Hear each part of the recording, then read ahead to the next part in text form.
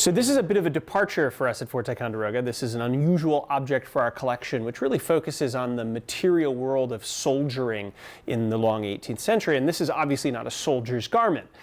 This is in fact a quilted woman's petticoat from the middle of the 18th century.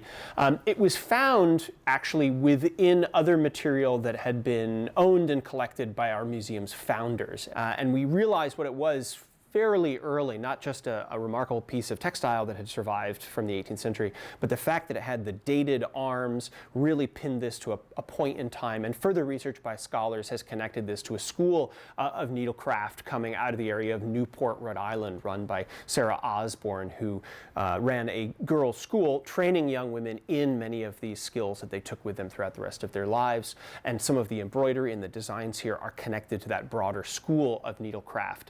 And what makes this so compelling for very many reasons is that at the center of the petticoat here, amidst a sea of floriate designs, flowers and vines and animals kind of exploding across the front of this, we have the royal arms of Great Britain.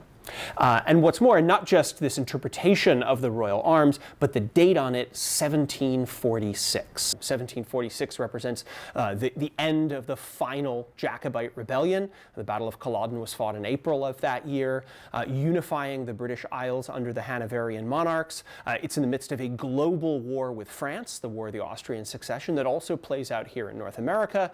And Americans, clearly through objects like these, felt very proud about being part of this broader Atlantic British Empire.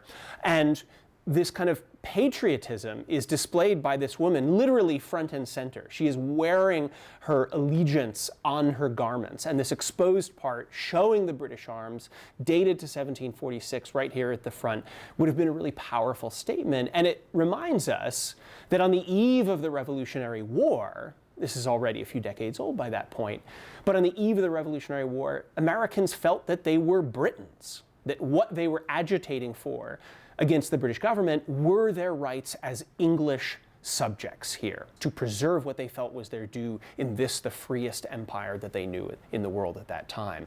It would take the evolving war to shift those goals into one for independence beyond simply this fight for their rights as English subjects. And this garment so powerfully shows this unified British and American identity that we see in the 18th century, and one that here very clearly is not limited to men or soldiers alone, but shared across society at this time.